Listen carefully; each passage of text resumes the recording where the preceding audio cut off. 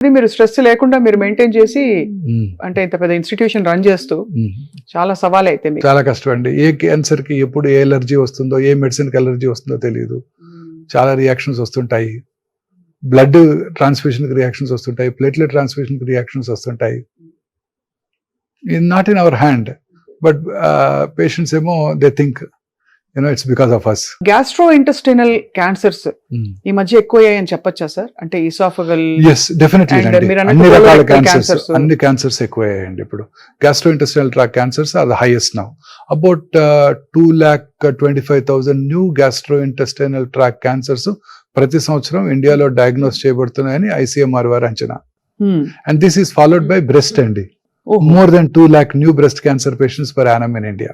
So gastro intestinal cancers direct గా food వల్ల వస్తాయని అనుకోవచ్చా? లేదు క్యాన్సర్ జీన్ బాడీలో బ్రేక్ డౌన్ ఆంకో జీన్స్ అన్ని ఒకటే ఎక్కడైనా రావచ్చు? ఎక్కడైనా రావచ్చండి. ఇప్పుడు రకరకాల క్యాన్సర్స్ మనం చూస్తుంటాం. ఉదాహరణ కోలన్ క్యాన్సర్ తీసుకున్నాం అనుకోండి. కోలన్ క్యాన్సర్ నార్త్ ఇండియాలోను, elsewhere in the world, western world లోను చాలా కామన్ గా చూస్తుంటాం. We really don't know. Fibre తక్కువగా తీసుకునే వాళ్ళలో ఈ క్యాన్సర్ ఎక్కువగా వస్తుంది అంటారు. ఫైబర్ ఎక్కువగా తీసుకునే ఆఫ్రికన్ కంట్రీస్ లోను, ఇండియాలోను ఈ క్యాన్సర్ ఇన్సిడెన్స్ తక్కువ అంటూ ఉంటారు.